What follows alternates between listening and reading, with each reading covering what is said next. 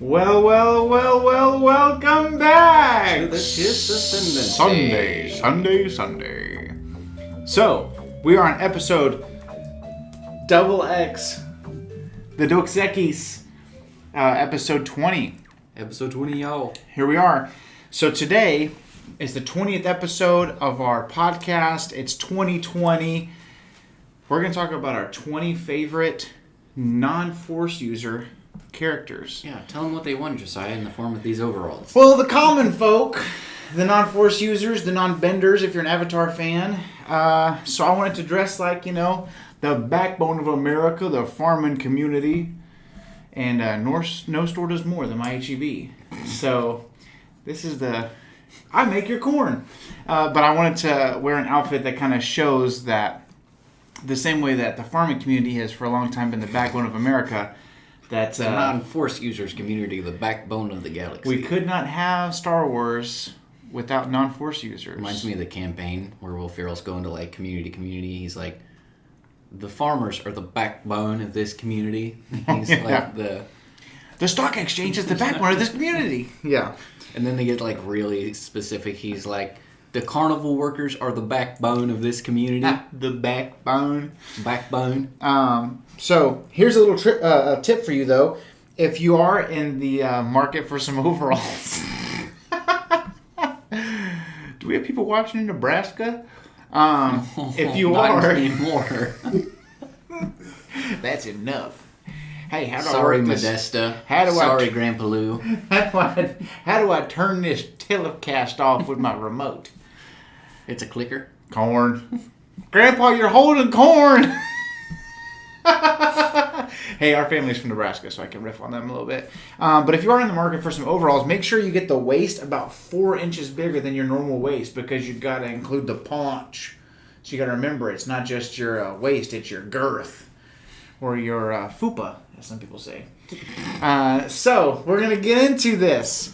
Our top 20 non-Force user characters. Now, you might be thinking, oh yeah, that's easy. Top 20, who's the strongest? Who's the this? Who's the that? So, explain a little bit. We had some stipulations. We had, we were making our loins. We were making our lists. I was thinking droids, because that's where my mind's going next. And, droids. We have no droids, no clones. Just because the droids technically aren't sentient, and clones, you could have a list of just 20 favorite clones. We didn't want to do the injustice of, at number 5, all clone troopers, because Clone Wars is very, very preachy and specific about different in the Force, are you? Right. So we didn't want to shortchange the clones, and we didn't want to shortchange the rest of the galaxy by giving so many spaces to clones. Well, to make sure that it's not top 50, it's top 20. Right. Because it's the 20th episode, and we're correct. In 2020. So we were thinking, who are the top 20 that we really, these are our favorites. And so when I was looking online and just doing research and thinking, who are non-Force users that I know of, and this, and this, and this, well, when you look up other people's lists, it's like, all right, number 1 through 7, Rex, 5, Echo, Gregor, Cody, Gree, Bakara. Like, you could just go on forever. Right. I could name 20 clone troopers off the top of my head that I really like. And so we didn't want to have them hog up the list. Almost did. And I was trying to go for 7. But we also didn't want to discredit them and say clones, because they are separate. They are different. So this will not include clones, and this will not include droids. So these are humans and other alien species who are completely sentient, who are heroes or villains, and integral. Right. Also, let's be clear, at some point when we were making the list, for some reason in my mind I was like, well, this character's really important, or, this character, really added a lot to this time or whatever. Screw that. There are a lot of important characters, but those important characters aren't necessarily my favorite. Right. And I don't have to justify it. Don't make me fight you. Yeah. Don't make me kill you. Well, we were talking specifically about Bail Organa. Yeah. And Bail Organa is where the real turning point was, because I was like, this guy's really important. Super influential. But then I was thinking, I really like this character. Right. So. And when you're only talking about 20 and you're talking about like hundreds of hours of content at this point. What are you going to do? Yeah. I mean, we didn't really do comics or books, but we did TV, movies. Yeah, we tried to stick pretty mainline. Yeah. And then just the faves. So you want to start at 20 and go down? Yeah, we'll start at 20 and go down. Cool. Also, before we do that, a little bit of news for you. Ah, yeah. Yes. Before we forget. Are you trying to do the news sound? On Dateline. Sunday. They're looking, I mean Star Wars and Lucasfilm, are looking to cast a live-action version of both Thrawn and Ezra. So, I guess Josiah found a loophole. He's not here yet, but this is undone. just a little treat to get you excited about what's going to happen if I see Thrawn on the big or little screen in live action. Lucasfilm, if by some small miracle you come across this, Benedict Cumberbatch would be the perfect choice for Grand Admiral Thrawn. He would be amazing. Also, I think that Tom Hiddleston, except for I don't want Tom Hiddleston because he's already done Loki. Does that make sense? Yeah, I think Benedict for sure number one. Also, is my thing twisted? Yes. I think Tom Holland would be a good Ezra. He's got just kind of that springy personality. He's annoying. Yeah, he's. I mean, he's. I'll tell you who he would be physically capable of doing the role justice. Yeah, and don't go get Andrew Garfield because he sucks. But if we don't get Tom Holland, we will settle for Tobey Maguire. Tobey Maguire. I have Tobey Maguire would be a sick Ezra. I have a nephew. My oldest brother has a son. His name's Colton, and I was in charge of watching him for like 2 weeks when he came and stayed with us when I lived out west, and I would just train him like every day. I'd be like, "All right, who is the best Spider-Man?" Because I knew I was going to send him back to my brother eventually, and the answer that he was trained to give back to me was Tobey Maguire. But that was a little bit hard for him to wrap his mind around, so it came out Tobey Maguire. And I was like, that is correct, Colton. Tobey Maguire. Anyway, so I sent him home and I was like, hey, Sean, ask Colton who his favorite Spider-Man is. And Sean was like, he won't know the Spider-Man by name. I was like, he might. He was wearing overalls. He might. Anyway. So he asked him what he never asked him, and I was really upset about that because I spent literally weeks. What a bum. Training his son to respond with Tobey Maguire. All right, let's jump in. All right, because we're gonna start explaining, and let's do it. It could run long.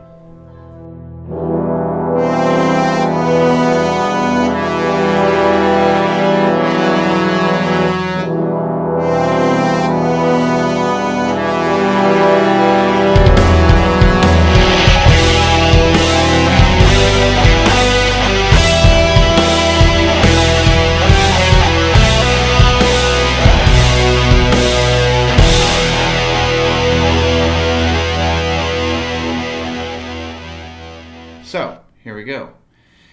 All right, let me preface this, okay? At 20, some of y'all are going to go, I hate this already. And some of y'all are going to go, thank you for representing the people, Josiah. But I fought tooth and nail because my 20th person is none other than... Josiah fought more heartily for this character than literally any other character on the list. Yeah, because the other ones were like, no, okay. This was a personal preference. And that's why I said this is our list of our favorites. Yep. Number 20, coming in hot. Misa back. Jar Jar Binks holding it down at number 20. Pew, pew, pew. Now, here's the thing. I'll give you a real quick reason why.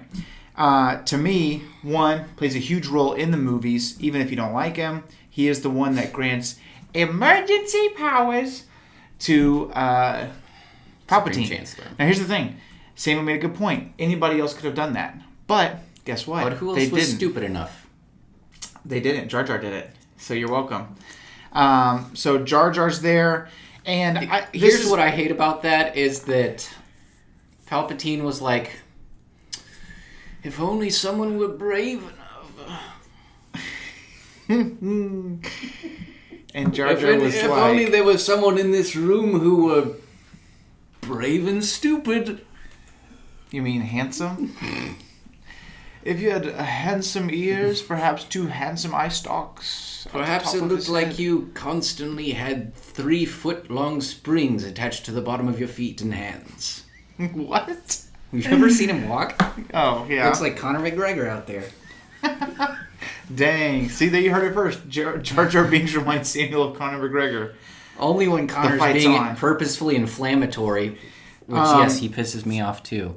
Conor does? No, the walk. Like, Conor's trying to piss off his opponent, Jar Jar pisses me off. It's effective. Here's another reason why, okay? If you watch, there's a documentary, I believe it's still on YouTube, called The Beginning. It's a behind the scenes of... George put high hopes. Okay, listen. High hopes.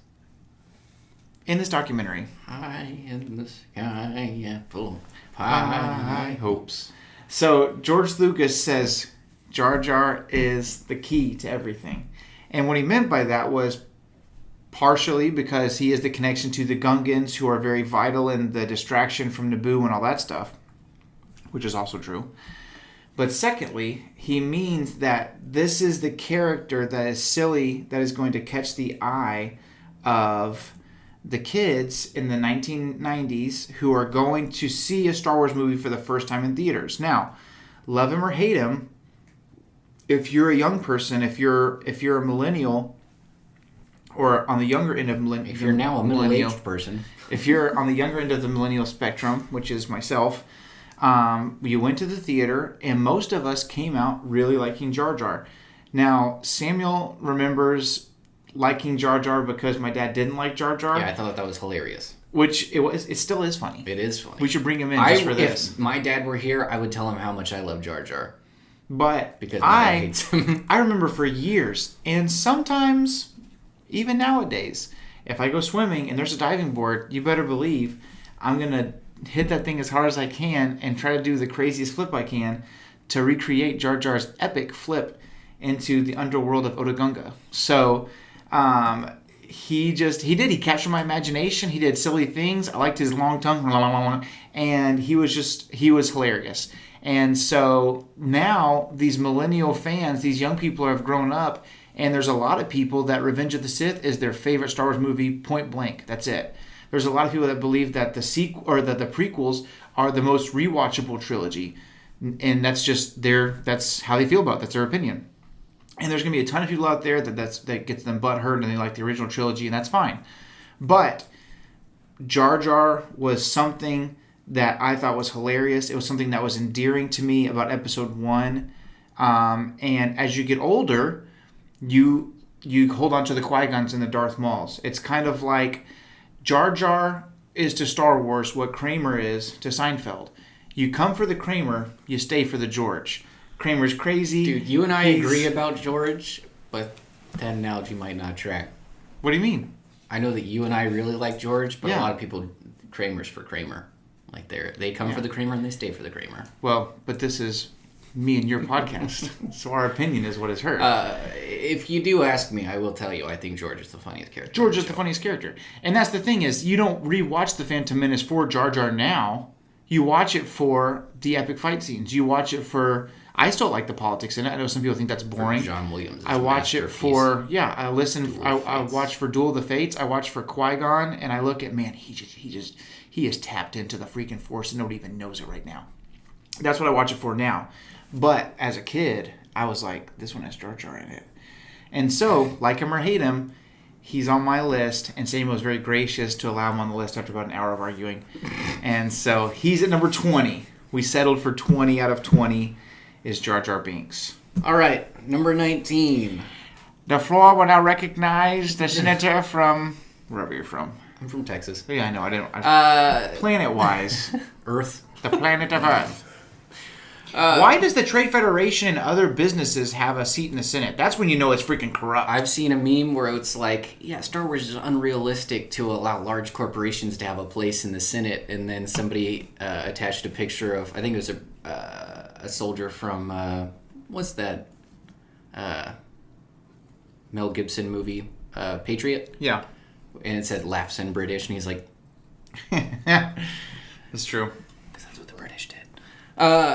So number 19, maybe also just as divisive, but I think he is important to Star Wars, and love him or hate him, he's a big baller in every sense of the word. I don't think this is divisive at all. I think everybody really has a place in their heart, even if it's a place of hate for this character. Yeah, I think the place of hate is rampant. But Jabba the Hutt.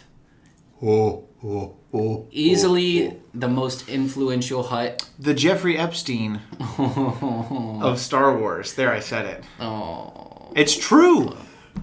It's true. Well, nobody said he committed suicide.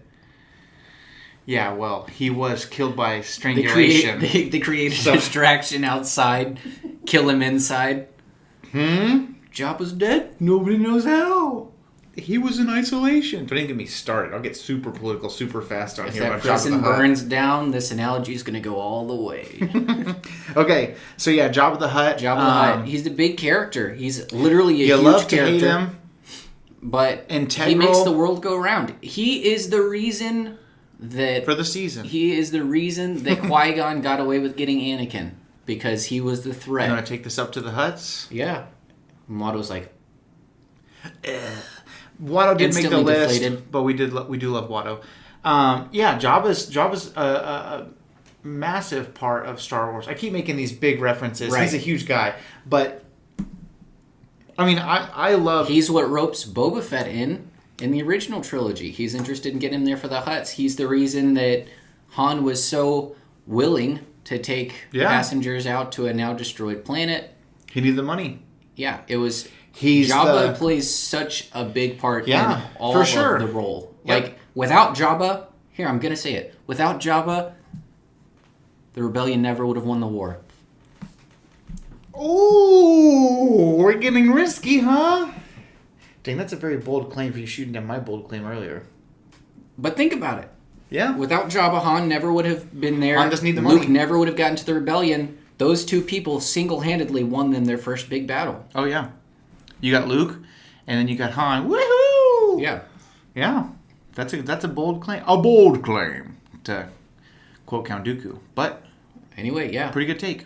I agree with 19th place, Jabba the Hutt. that. All right. You can have 18 as well, because this is your guy. Oh, yeah. 18 is 100% my... this is my Jar Jar contribution. Also, you're welcome for not making you have 19 when I had 20, but go ahead. Okay. 18, I wanted Newt Gunray. Newt Gunray. I wanted him... I was just thinking about influential characters again, but then I was thinking about it more. He's and so I was quotable. Like, I was like, I quote Newt Gunray at least as much as I quote any other Star Wars character. Yeah, for sure. It's like, I think of that all the time. I think, so for those of you who don't know me personally, I have 2 kids. One's almost 3, and then our youngest just turned 1. Mm. And when you have one kid, when you have no kids, it's easy breezy. When you have one kid, once they get to like 3 or 4 months, once you get a routine going, easy peasy. Now there are 2 of them. Yeah. And it's wild. And Adam has 4. Yeah, baby. Any plans for 5?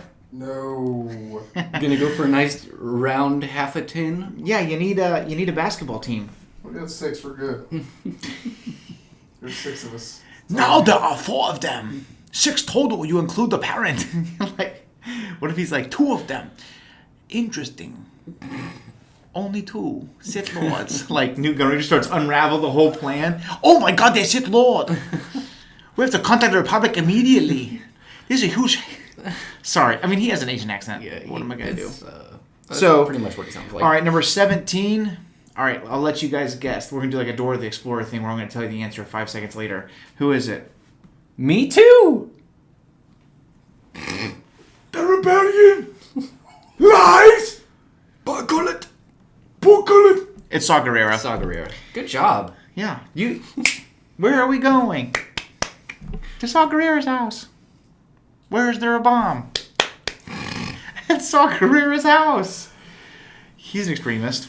Yeah, Saw Gerrera, played by Forrest Whitaker. Dude, Saw Gerrera. Why don't we have a figure of him in the 6-inch or in the vintage collection? Dude, what a cool character. I don't know. I liked Rogue One, but there were. Oh, I just remembered one.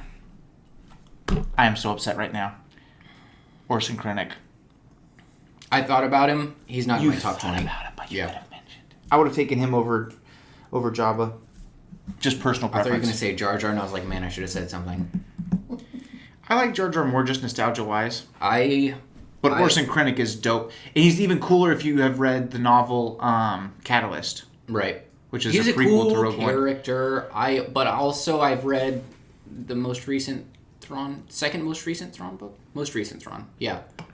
That's the one with Krennic. Yep. And he Super is cool. He is a spooby and a half. Yep. Hate him to death. But, so back to Saw. Saw's a really cool character. I would have traded Krennic for Saw, actually, personally. I really like Krennic. It's got a cool name. He has a cool name. There's the Ben Mendelsohn is a great... the Krennic River. Oh, really? Yeah. It's up north. So Saw Gerrera, super cool character, and also very, very influential in the rebellion. And he's one of the only characters... Well, first of all, he's the first character to be a cartoon first and get the live-action treatment. He was in Clone Wars, and then he was in Rogue One. When was he in Clone Wars? They're on Onderon. His sister dies. Spoiler alert. Yeah, Saw Gerrera. Oh, Saw Gerrera. Sorry, I thought you were talking about Krennic still. No, sorry. Saw Gerrera is the first character to be a cartoon first, and then live action. Yes. So that's pretty cool. Which is pretty cool. Pretty cool little... Sometimes it happens backwards, like, oh, Darth Maul's a Clone Wars character now. Yeah. But yeah, so Saw Gerrera, very cool. I think Forrest Whitaker did a great job. I wish we could have gotten more of Saw in Rogue One. I would not mind at all to see him back in the Cassian Andor series. I liked the way that he died, though. It was very soft. Oh, for sure. He was like, this is my bed, I'm going to sleep in it. Yeah, he was tired. I was born in this hole, and I'm going to die in this hole. He was good in Fallen Order as well. Oh, yeah. Yeah. True. Yeah, Saw Gerrera is a very cool character. Man, he has transcended... He's a cool character. He has a small role in a lot of stuff. I like that he was basically the vehicle that allowed us to get to the extremist side of the rebellion, where you actually see them as more of like a guerrilla style. You remember in Rogue One, right at the unit. beginning, you see Cassian, and you're like, okay, yeah, so here's the guy, yeah. and He's then fighting he has to kill the informant because the informant has a busted leg and can't get out, and he knows the guy's a mouse. You know that he'd squeal, and so he just shoots him. And I remember thinking, like, I don't know, that was my first. Yeah. That was wild. Yeah, and then you got to think that Cassian considered Saw Gerrera an extremist. Yeah. No, Saw's done some weird, crazy things. He's been in cartoons. He's been in live action. He's been in video games. He's been in, obviously, novels, if you count the Rogue One novelization. And I'm pretty sure he's been in comics. So he's made the rounds. Yeah. Saw Gerrera, number 17. Number 16. I'll take this one. Go for it. We're talking about Kuiil. I have spoken. Easily the best Ugnaught ever. Sorry, I wasn't able to step out and have a cigarette before I did this, but... Because every other Ugnaught basically sucks. Yeah. Because I think you really only see them at length in Empire. Yeah. They're in Rebels, too. But Kuiil breaks the language barrier. Right. Which is a big deal. You see him, and he's just like Mr. Miyagi of The Mandalorian. Mm-hmm. Just kind of zen. He's seen how all the pieces fit together. Almost makes you wonder if he might be a little Force sensitive. What? I think he's just old enough and he's wise. He's earned what he knows with the work of his hands. Right. That's my Nick Nolte. Yeah, he's just a cool was character. super awesome. In The Mandalorian, there's that moment where obviously his people have been enslaved by the Empire. Mm-hmm. And it kind of gives you an inside look because Cara Dune doesn't trust him. But that's so strange because it's like, it's not this guy's fault. Right.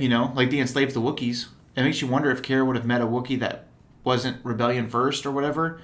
Would she be like, I don't trust you because you've worked with the Empire? I don't know, it was very judgy of her. I think maybe the Ugnaughts are just kind of a more... they're kind of more for personal gain a lot of times. They're kind of more of a sneaky species, whereas the Wookiees, none of them would willingly serve the Empire. Yeah. You know what I mean? So you have Kuiil, and she's like, can we trust this guy? And she's like, well, what are you doing? She thinks he just survived the fall of the Empire. Yeah. And he says, I bought my freedom with the work of my hands. He's cool because and then the crib breaks. Yeah. And he goes, now you will see that one can earn their freedom with the work of their hands. Yeah. He's cool because... I was like, he's just... he's like everybody's friend, and everybody is a little suspicious of him at one point, but he's always right. He's just noble to the core. He's a peacemaker. I like that. I love Kuiil. Cool character. I need a Kuiil Black Series figure. No. Okay, right. I'll go next because I really fought for this character. Not fought. Which is interesting because of how much I liked him when I was a kid, but... Yeah. Number 15. Bosk. I love Bosk. I'm a sucker for I think he is a cool character. fighters. I'm a sucker sure. for bounty hunters because Boba Fett is my favorite character. And Bosk is really cool. It's also cool to go back and reread the old comics and books and things because of his rivalry with Boba Fett, which is more of a friendship in the new canon with Clone Wars and whatnot. Which is kind of... And everybody needs a rival, but... Yeah. I still like what they did with him, especially in the Clone Wars. I think it was very cool. You got a problem with Boba. You got a problem with me. Yeah, Bosk is just a super cool character. And then they kind of... not that they unpack it like story-wise, but just his abilities in Battlefront are really cool because you get to use his infrared vision. Right. It's cool that they give you... They really flesh out his species-specific abilities. Which is Trandoshan. It's really cool because you have those bombs you can throw, and he can walk straight through them, but everybody else dies. Like, just super cool. It really makes me feel like if this guy, it's kind of like deductive reasoning. It's kind of like, so if this guy is so hardcore, but Boba Fett was number one, it kind of almost does work for on Boba's behalf how good Bosk is. But I really like Bosk. I would love to see him more. I'd love to see him in The Mandalorian or the Cassian series or something. You know, you see him be present, but you don't get to see him do a whole lot of stuff except for in the fight scenes when they're breaking out of the prison in the box story arc where Obi-Wan fakes his death. Yeah, it'd be cool to see Bosk. I would love to see a live action Bosk. And back in the day, whenever he was in Empire, which now we know they can do for sure really well because of the live action Trandoshans we got in The Mandalorian. Yeah, I wasn't super happy with their appearance, just face wise. Yeah, they look kind of like truncated snouts. You know, they were really shallow. Yeah, Bosk's feels like it's more grown out. Yeah, more like a pit bull. But when you watch the Clone Wars, there are definitely like Bosk is very tall and skinny and lanky, and then there's bulkier ones. Or like we see that one who is the foreman in the more recent episodes of the Clone Wars. You see the ones that were in the Crawlers and Rebels. Mm-hmm. I don't know where, I can't remember what planet, but yeah, they're... It was Kanan's home planet, or Ezra's home planet. Because they were doing Lothal. Lothal, sorry, not Ryloth. Sorry, I'm reading Lords of the Sith still, so my mind's on Ryloth. Fantastic book. Once you can get past all the gibberish and get to the Sith.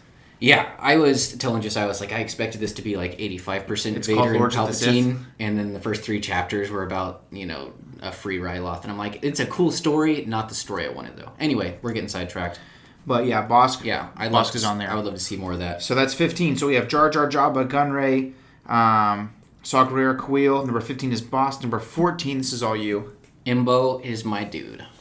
I don't even know honestly. Until this podcast, I did not realize how enthralled you were with Imbo. I just think he's a cool character, man. He's cool. He's just high on my list. He's just like the... It's so warm in this pouch. I'm like my own kangaroo mom. Wow, I'm going to try and stay focused on what I was thinking. Because I could unpack that to such a depth. Imbo, go ahead. Imbo. I think I've always just kind of been attracted to the character that has like the characteristics of a strong silent type. Yeah. You know what I mean? Like there's just... He's like a monk. Yeah, there's just like this cool vibe that, goes along with a person who's so secure that they don't need to talk. They just take care of their business. And nobody needs them to talk to know that they're going to handle their business. You know what I mean? Like that's what's kind of cool about Boba Fett. It's Star Wars fans nowadays. But back in the day, it was like, I don't need to know that much. I know that Vader says he's the best, so he's the best. And now it's like, we didn't see him do anything. To give you a little Marvel parallel, Iron Fist and Black Panther were kind of in this vein originally. Now they both... If you watch the Defender series on Netflix, they ruined Iron Fist. You'll never convince me otherwise.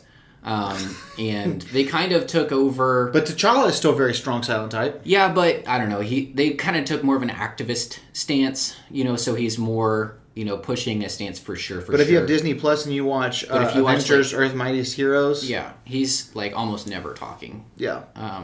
Which I'm like, not telling him to shut up, but like that's how the original character was. No, it's cool. Yeah, his actions speak louder. Right. Yeah, I get it. So I think that those kinds of characters are really cool, and you don't get a lot of those in Star Wars, especially in Clone Wars, because so much of it is not even just action based, but ideologically based. You know, like they're constantly trying to push an idea that starts at the very beginning when they give you that little proverb. You know what I mean? Like you can tell where the episode's going. You can tell who they're trying to, boost, or what idea they're actually trying to have in the underlying sense of the story, even while the story itself is playing out. Dude, imagine, because Mando definitely has that strong silent type vibe, especially for the first 3 episodes. So, he's like, no. Yeah.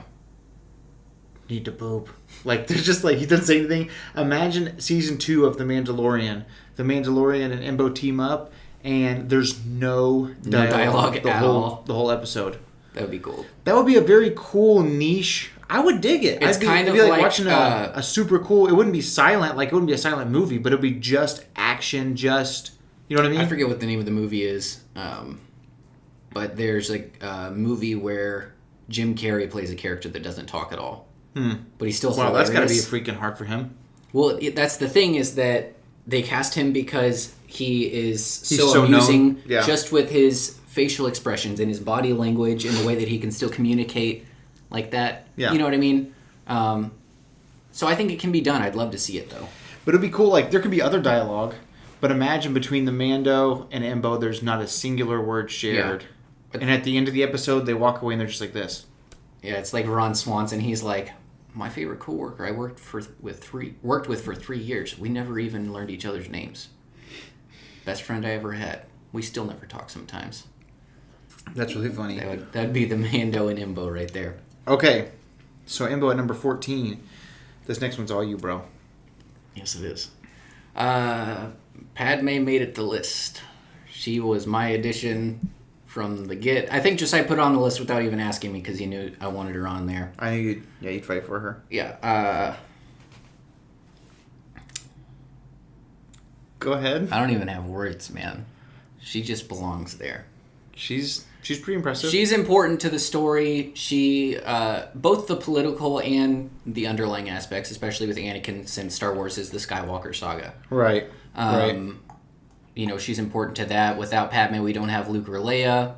And she does a lot of impressive things without the use of the Force. Also, super attractive. So that's my contribution. Yeah, I think Padme's important. I think that she's. There's a couple of books that have been out, and another one's coming out. But Queen's Shadow was the first one, and like Queen's Peril, I think, is the new one coming out by E.K. Johnston. I want to say, but I need to. I definitely need to read those. I'll be completely honest. I like Padme as a character, but she's never been a character that I'm like, I need to watch this. I need to read this. You know what I mean? And so, but every time I see something like with her in it, or I read a book and she's a part of it, like she was in the Thrawn Alliance's book, and she had a cool role. Mm-hmm. If it's a book or cartoon series, I'm like, I'll watch it, I guess. But if it's Natalie, all right, I'll go 12. Number 12.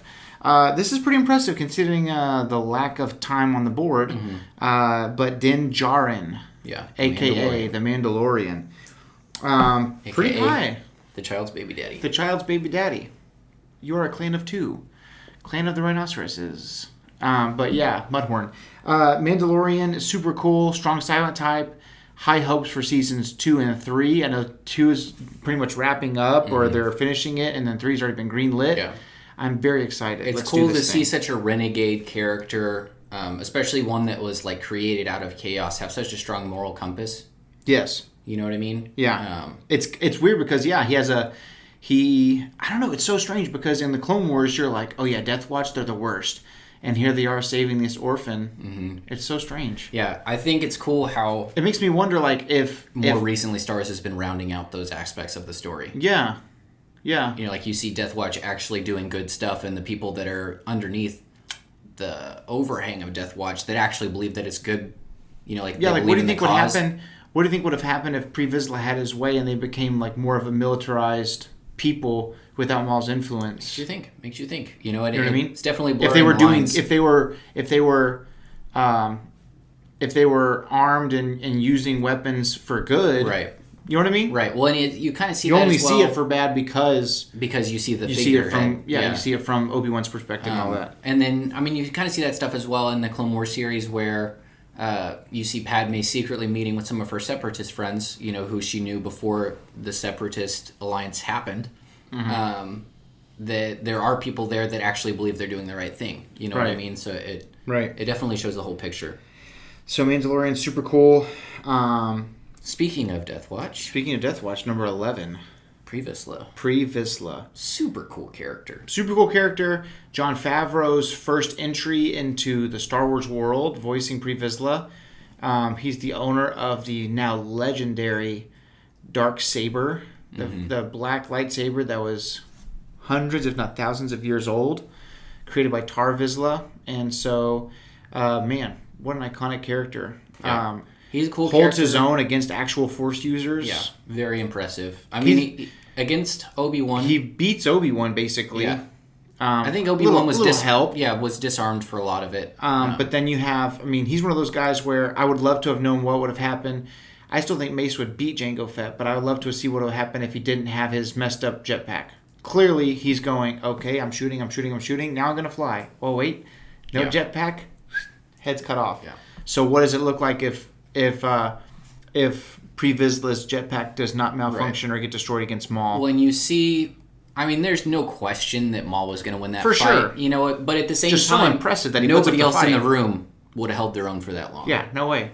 And he actually wounds him. And so they're trading blows. Also, just one of those really cool, like anarchist type characters that I enjoy because they believe in what they're doing. Mm-hmm. You know what I mean? It's kind of weird. I wonder if that's my favorite type of villain. I guess he did. Here's the thing. He does evil stuff. He works with Maul. He works with Count Dooku.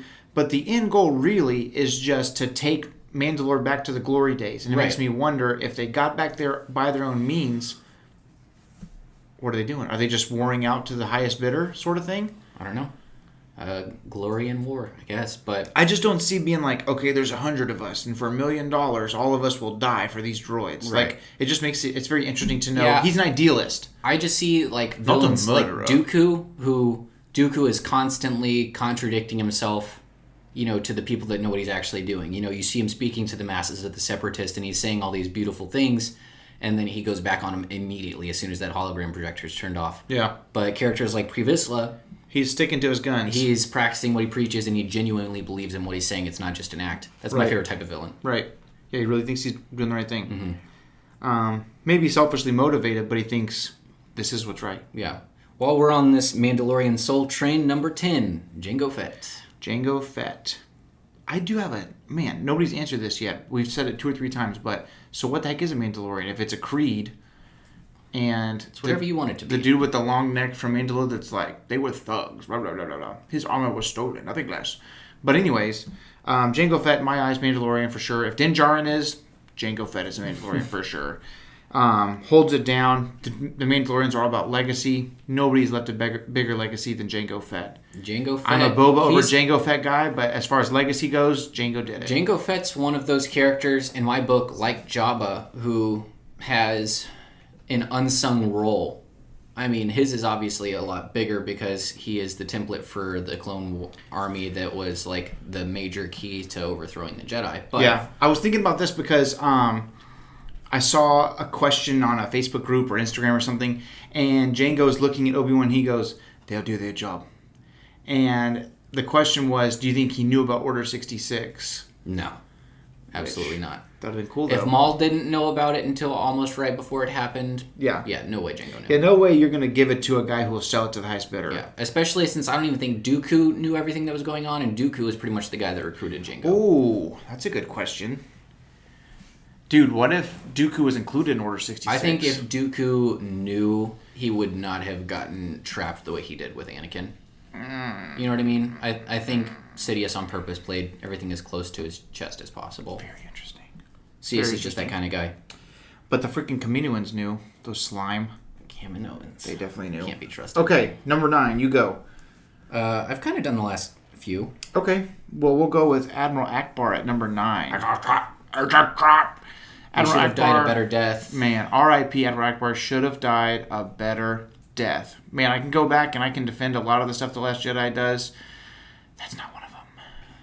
Can't stand it. Yeah, Admiral Akbar, One of my favorites growing up. Still one of my favorites. What if he would have been the Force-sensitive one and he would have married Poppins back into That would have been the sick. safety of the ship? Or if they were going to kill him, why didn't they let him be the Admiral? You just completely don't even have Admiral Holdo. And Akbar's the one that's like, it's been an honor, princess. And Yeah, he's the one that flies. That would have been cool. And they called it an Akbar maneuver. That would have been worthy of. I'm right here, Akbar's legacy. Lucasfilm. I'm right here. That would have been sick. But he was amazing. Legendary character. Super bold. Like, stood up straight up to the Empire and was like, shove it. Like, I just love his character. He's great in Clone Wars. He was commanding the Stands rebellion up to that straight out of his freaking- fish tank. Yeah, stands up to that freaking scary shark guy in the Clone Wars. Also, how cool is it that his is like the only cockpit in all of Star Wars that has like a full 180 degrees view? Right? Nobody else. He's seeing what's going on directly beneath him. Which, if you want to talk like space physics, that's a relative term. But Yeah. Beneath where he's sitting. yeah. Yeah, and he has that sick swivel chair. Mm-hmm. Looks comfy. It looks like he's getting his hair cut, but he doesn't have hair. Yeah. He's got the little footstool. Radis is cool. Radis could have possibly made the list. But the Mon Cals, man, they're just great. They are great. I would have loved if I had a freaking Bothan character. One to actually name. Yeah. Disney, come on, dude. We're not asking for much. There's a whole Cassian show. I can't get one Bothan. I can't even get one on screen. What are we doing here? Are they going to turn? And then they're going to probably change their physiology. Can they turn invisible? Is that even a thing? Yes, it's a thing. Do it. The Moral Foxes of Star Wars. That is a deep cut. Okay. I got that, and no one else did. Number 8. This is one of your guys, kind of. He's up there on my list as well. He's up there obviously. because he also wears nice hat. Cad Bane. My boy Cad Bane. There's a lot of places, and I kind of have salt in my wound from it, but there's a lot of places that list him as the greatest bounty hunter of all time. You know what? He does the Duros species justice. Faux show. I don't think there's another single character that's a Duros that I actually care about. Do you remember in the original Battlefront, there's that character named Shriv? No. He's also in Resistance Reborn, the novelization before Rise of Skywalker. Anyways, I think it's in the original Battlefront. Not the original, but the newer original one. Battlefront from 2015 or something. Oh, okay. 2017. I didn't play that one a whole lot. He's in that, I think. His name's Shriv. He's a Duros. He's very sarcastic. You'd like him. Scoundrel. You'd like him. So yeah, dude, Cad Bane's super cool. He's a G. You just drop this super cowboy redneck, nice hat looking guy into Coruscant, which is the most city folk. Like, you can tell he's like, these guys can't even know how to ride a horse. I gotta be around all these city folks. It's gonna be triple my rate. It's gonna be double. It's gonna cost you triple. It's gonna cost you triple cheeseburger. Quadruple Dooku. Ben Quadraneros. Quintuple Dooku. What if he just kept going? I don't even know what the 6th one is. Sextuple. If it's 6 tuplets for babies, is it 6 tuple for money? I know that 7 is sept. Septuple? Septuple? So 6, so I don't know. Sextuple. Yeah? Mm-hmm. Oh, freaking look at me, dude. Yeah, Cad Bane, legendary. Now that Clone Wars is dead. It sucks, but I always wanted to see the actual footage from Boba Fett one-upping Cad Bane. You know? Because that's the transcendent moment where it's like, now he wears the hat. Which would be cool if Timothy Oliphant does play what's-his-face, and he has a hat. Full circle moment. Boba Fett's armor wearing a nice hat. So he is number 8. Number 7. I'll take this one. Do it. When I was in middle school, we had a computer class. And one of the main rules that you get in trouble for real quick is, 1, you're learning how to type, so don't take the cover off the keyboard, which I did every single day. And the next one was, don't change the frickin' background, because somebody might turn it into a lewd photo or whatever. I remember one time, one of my friends was like, hey, watch this. And he was on Google and he started looking up, raunchy stuff. And I guess they had, an Insta filter. As soon as you looked up anything that was questionable, it's into an alert. So I remember one time we were in the computer lab and he was like, hey, watch this. He starts typing in, all kinds of crazy stuff. And I just see this old head raised up over the thing. And it's like, we can see what you're looking at. And I was like, I like swiveled away from my friend Travis. Anyways, we were in the computer lab, and they kept saying, Travis meet underside of the bus, friend. dude, I don't even know if that guy's alive anymore. This is middle school. But in middle school, they wouldn't let you change the background, and I did not give two craps. Every day until I saw Revenge of the Sith, I was making a background of General Grievous, the screensaver for that bad boy, and I would leave it. I wouldn't even change it back at the end of the period. I'd be like, someone's going to appreciate this. General Grievous is awesome. He's the coolest General Grievous is from the 2003, the original Genndy 2D Clone Wars. Just Agreed. bad to the bone, Coolest grabbing version people's of- faces with his coolest feet version and of slamming them Grievous. to the ground, taking on like 6 Jedis at a time, doesn't give two craps. And then in Revenge of the Sith, I mean, we were in, like 5th grade and 3rd grade, or 6th grade and 3rd grade, or so I don't remember something. And frickin', not that he was held back, we're 3 years apart. And dude, I remember sitting in that theater, and when he just spread his legs out and did the, I was like, I know Obi-Wan lives, but how's it gonna pull this off? I was just mesmerized, and he is a sick character. He's bad to the bone. General Grievous is by far Arguably the the strongest most- character yeah, on this I was list. about to say, arguably the most capable fighter, non-force user in Star Wars. Yeah, I don't even think it's arguable, to be honest. Like, you'd be hard-pressed to find someone who can beat him in a fight. Like, I think maybe a character like Cad Bane, if he had, like, planning time, ooh, just because he's so slippy. he is pretty slippery. You know what I mean? Yeah. Like, because you see Cad Bane taking on Quinlan Vos and Obi-Wan at the same time. That's True. very impressive. True. Yeah. Very strong characters. Yeah, I think he could. Yeah. I mean, honestly, the way to beat Grievous is to beat him from a distance. Right. But, I mean, who knows? We've never seen him. He always fights with the lightsaber. What if he was, like, a proficient frickin' shooter? I mean, what if he was a sniper? He had blasters and stuff. Yeah, I know. But we always see him. He's always against Jedi. Right. Imagine you're such a good fighter that you're like, I'm just going to kill the main guys. I'm not even going to try to fight the freaking clone Crazy. troopers. So, yeah, General Grievous. Number 6. You go ahead and take this one because we were just in such a rush. We probably started with 70 characters just between a list and naming them. And we were just whittling them down. And Samuel was like, do we have this next character? And we were like, how do we forget? I wanted to My punch boy, myself. my boy, Grand Moff Tarkin. Yeah. This dude makes the Imperial wheel go round. Yes. And he has the outer rim under his old crusty thumb. Yeah, this dude is bad to the bone. Do we know his first name? Will Huff. Fitting. Will Huff Tarkin. Yeah. Yeah, that sounds about right. Bad to the bone. And he is raw. He's And, super cool. He's just a cool character, just super intimidating. He's at really his intelligent, peak in Rogue One. master politician, capable fighter, capable strategist. He's very well rounded. He's very well rounded. He is Thrawn with a sweet tooth for politics. Yeah. I mean, Thrawn's obviously the better strategist. But as far as the Empire goes, you don't get more Imperial than Grand Moff Tarkin. Right. You Well, and just if don't you do have it. somebody, it's like the list of people that Palpatine kept around after Order 66 is this long. Yeah. And Tarkin is at If the you're top. only listening to audio, Samuel's fingers are nearly touching. Yeah, like a nanometer apart. Yeah. He is at the Who's top they? the whole time. Yeah, he's at the top, and he's not just kept around. It's not like, well, I guess that guy can sweep the floor no matter what regime He's one it of is. like 3 people that Palpatine just lets him do whatever the heck he wants. Yeah, he lets him do, and he's the first. He was a Moff, and he's like, you know what? How about Grand Moff? How's that sound? He's the first person to be given like that superior title. Yeah. He's, if you think about it, he's like, you know what? Basically, we're running the whole core thing. Why don't you just completely crush everyone in the Outer Rim and just put them under my subjugation? A He's champion, just ruthless. a champion of the Death Star project, and also crafty enough to work on other things. And then as Krennic is starting to develop it, he goes, "All right, I'll be taking that. Thank you very much." Yeah, And, I like that he gives Krennic the shaft just because I don't dude. like Krennic as a person. Yeah.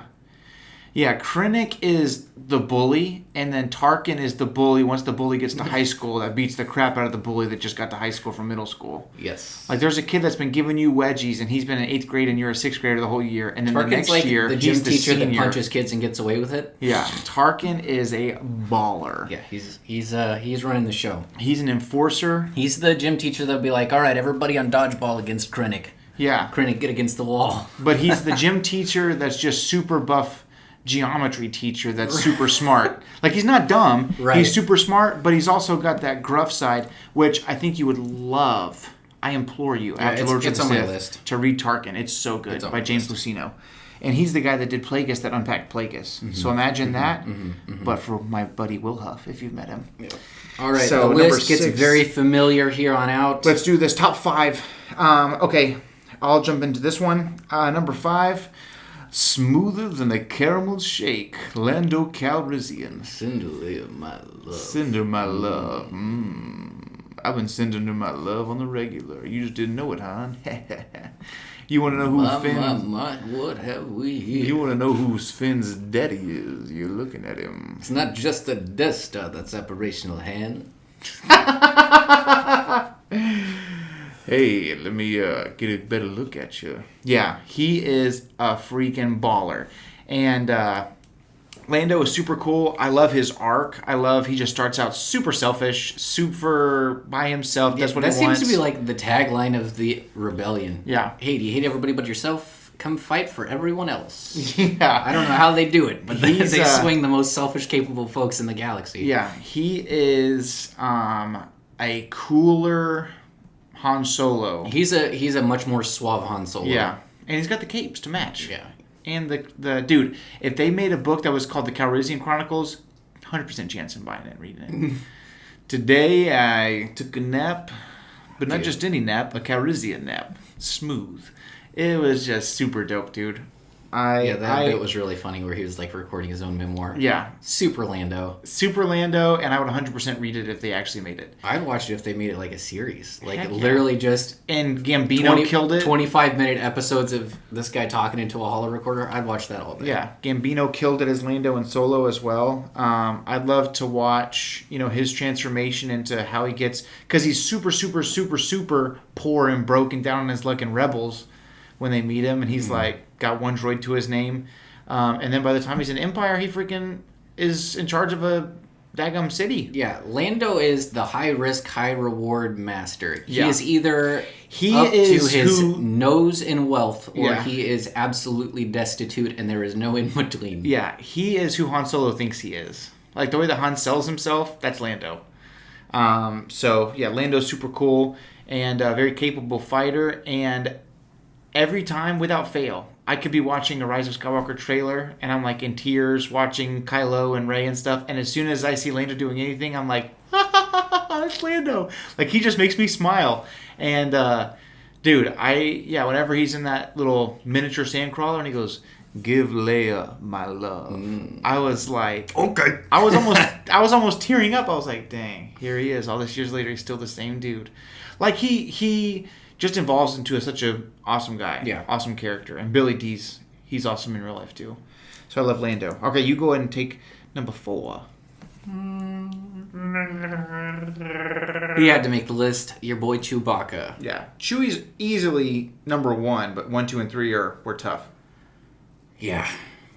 So I think if you said, put a list really of 100, familiar 5 on up. Yeah, I think if you put a list of 100 non-Force user characters, who's your favorite, and you just put it out there, Chewie's going to be number 1. I think if you just put it to the masses and you don't include droids or clones. I think even if you include droids and clones, he's up there in the top couple. But if it's from the list that we started with today, Chewbacca hits number 1 every time. I think for the masses. Yeah, top 5 for sure. Yeah, every time for sure. So. Chewbacca. What are you going to say? Chewbacca. What? He was like... What else do you want? Yeah. Yeah. His resume speaks for itself. There's nothing else that needs to be said. The best hair in Star Wars. Yeah, always on point. The best outfit in Star Wars. 2 for 1. Best voice in Star Wars. Yeah. Imagine if you could... He is so articulate. Why is Head and Shoulders not having Chewbacca commercials? I don't know. He's clearly got... 2 and 1. The one-liners, because he's the only one that puts Han back on his heels. Yeah. He's like, yes, I do, every time. Yeah. And I love his laugh. Like, somebody makes fun of Han, he goes... Yeah. He's lovable. Patient. He is lovable to the max. Chewbacca can do no wrong. I think he's like the one character in all of Star Wars that never makes a mistake, except for maybe that one time in Empire where Han's like, no, this one goes there, that one goes there, right? That's what I was doing, Han, you idiot. And then whenever Luke's getting ready to leave, and Chewbacca grabs him by the shoulder and pulls him in for a massive hug. I've wanted that hug since I was like 5. So he's number 4 on our list. Number 3. Josiah fought for him. He's there. I didn't necessarily fight for him. We were making the list, and we were discussing every single option except for we got to this one, and Josiah didn't even ask for my input. He's like, Oh, we were discussing. Yeah, we were discussing if they make the list, and I was like, there was ones I was like, okay, obviously Han Solo, right? And you're like, yes, and I'm like, obviously this, and you're like, yeah. But this was the one that I was like, Boba Fett, check. One, he's my favorite Star Wars character. Check.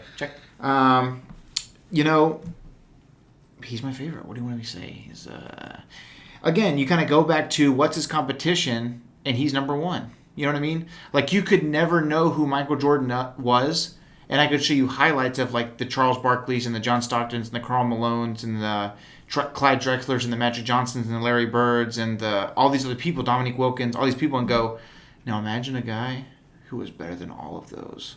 And you go, oh my God. I go, yes, he's Michael Jordan. And you'd be like, wow, he must be the best. That's Boba Fett. Like, I know that people are just... he got taken out like a punk. Blah, blah, blah, blah, blah. I'm just sick of that crap. But imagine a guy. He got kind of an Akbar ending. Yeah, he really did. Honest. Yeah, George kind of gave him the shaft. And George admitted, yeah, he would have definitely survived, but I felt like portraying that in Jedi would have been taking away from the point of the movie. Why is George Kermit the Frog today? He's turning more into Kermit as I go. Yeah, he definitely survived, but Miss Piggy was upset at me that day, so we did not continue filming. No, but yeah, Boba Fett, I get the whole thing, but in a way, I'm like, I don't need him to fit your narrative. He is who he is. So Boba Fett, he's my favorite character of all time.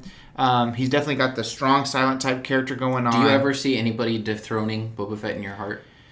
Kylo Ren. Kylo's up there, man. I love Kylo Ren. All right, Lucasfilm, time to make it happen.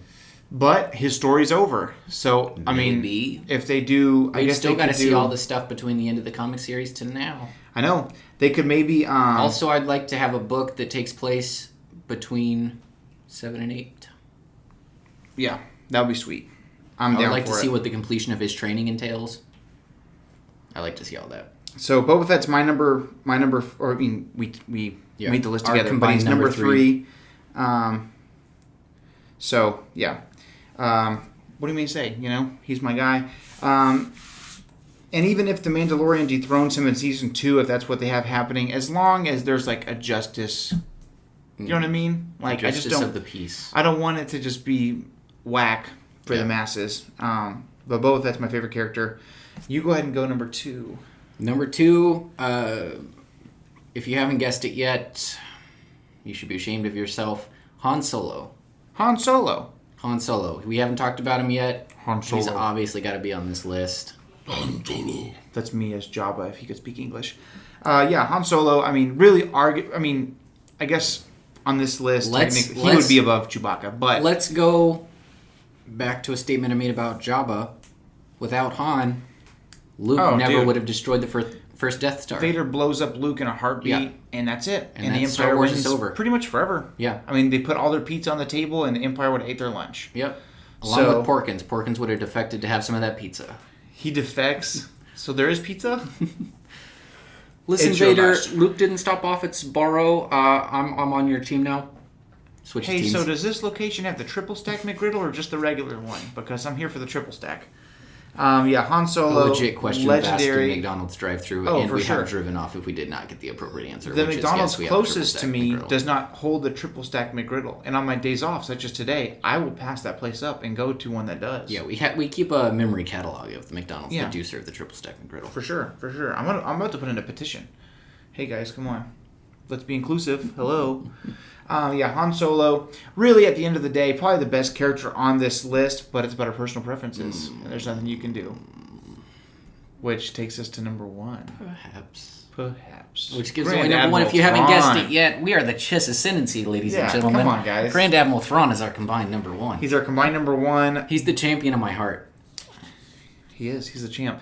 He is the best. He dominated it in a Savage Conquest. He is the best character to not be a main character. Right. Does that make sense? Yes.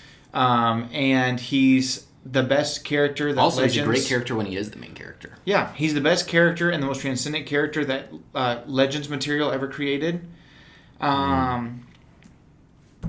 You know, Darth Bane's up there, but he's been canonized, and they butchered it. And so, I think Darth Bane's transcendent. I think that his influence on the Star Wars galaxy is greater than Thrawn's. Right. But as a viewer, Thrawn, I mean, as a Star Wars fan in the real world, Thrawn kept it going for us in the 90s during that Dead Zone.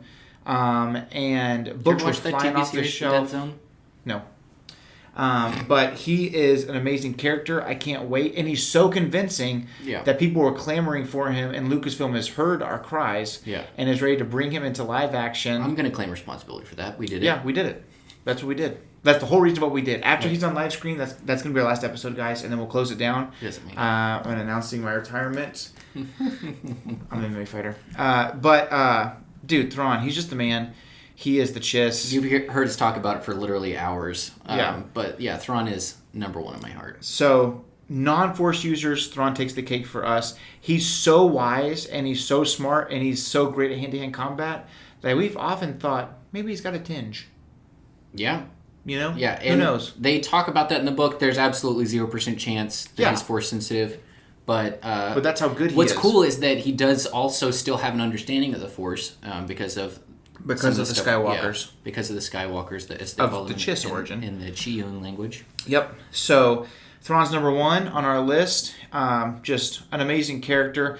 And he's one of those characters that I will... When I wanted to go back and look at the rivalry between Bossk and Boba Fett, so I read that book, it took me a while to persuade myself to go, I know it doesn't count, but it'll be cool to revisit and refresh my memory. I never have to talk myself into going back into Heir to the Empire. Not once. No. You know what I mean? Yeah. It's just... Or honestly, I have appreciated the transformation from extended universe into canon universe of Thrawn. I think that journey has been the most successful to me. For sure. Legends into canon? Yeah, because Timothy Zahn still was at the helm. Well, think about this. He was able to reinvent the character and still keep him accurate. Palpatine came back to life in Legends, and people were cool with it. Mm-hmm. And then they wanted to do it for the movie, and everybody's been like, this is the dumbest idea, blah, blah, blah. That's one of the main points that people have against The Rise of Skywalker. But Thrawn came back, and I remember watching YouTube videos, reactions to the Rebels trailer, just from San Diego Comic-Con or Star Wars Celebration, one of the two, where he says, to defeat an enemy, you must know them. And instantly, even though the voice was different from what we had heard of from previous audiobooks and stuff, people were like, oh, that's Thrawn. And I remember watching a video of a grown man crying when Thrawn was brought back, and he looks into the camera and goes, thank you. Because that's how important Thrawn is to the Star Wars community. So there you have it. Thrawn is our number one.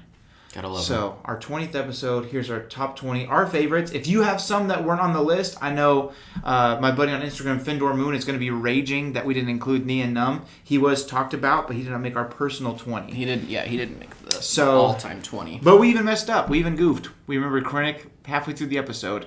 But I don't know if there's anybody on here that I would trade him for. Maybe Saw. Maybe Jar Jar. Jar Jar for you for sure. I love Jar Jar. When they make a Black Series Jar Jar, I am going to be so excited. I'll frame him for you. So, you heard it here first. Those are the 20 greatest non-Force users. I know there's obviously some huge Finn and Poe fans out there, and we like those characters, but they did not make this list. To reiterate, there are characters that we loved that we had to limit it. We just it was our loved 20th episode. Less. You know what I mean? There you go. Every parent's got a favorite child. Make sure to like and subscribe. You can find us on Instagram and Twitter now. And then obviously if you're watching this on YouTube, you already know about us. If you're watching us and you're not subscribing, come on, bro, what are you even doing? So check us out. Shout us out to your friends. Spread the love. And we'll see you guys next time. May the Force be with you. And remember, the only family you have here is me. All right. See you guys next time. That'll do it. See ya.